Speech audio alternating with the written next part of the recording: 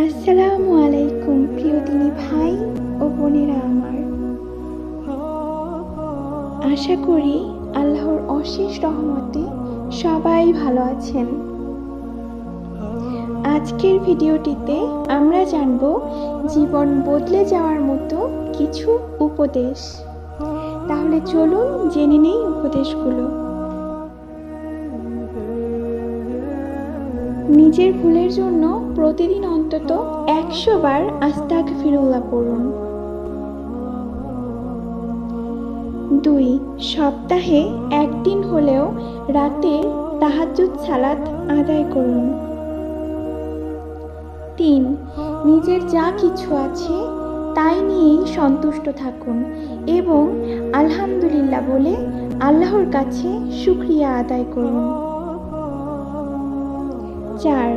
সহজে কাউকে বিশ্বাস করা থেকে বিরত থাকুন। 5. যারা আপনার সাথে খারাপ কিছু করেছে তাদের সাথে ভালো আচরণ করুন। এটাই রাসূলের শিক্ষা। 6. বেশি ঘুমাবেন না, এতে স্মৃতিশক্তি লোপ পাবে। 7. নিজের অতীত বা কষ্টের পরিস্থিতি কারো সাথে শেয়ার করবেন না। 8. যা কিছু হয়ে যাক, যত পাপীই হন না কেন, 5 ওয়াক্ত নামাজ ধরে রাখার চেষ্টা করবেন। 9. সপ্তাহে 2 দিন রোজা রাখার চেষ্টা করবেন। 10. সবাইকে খুশি করার চেষ্টা করা ছেড়ে দিন, কারণ পৃথিবীতে মানুষকে খুশি করা সম্ভব নয়, বরং আল্লাহকে সন্তুষ্ট করা অনেক সহজ। প্রিয় ভাই ও বোনেরা আমার, এই উপদেশগুলো আমরা যদি একটু কষ্ট করে মেনে চলা শুরু করি,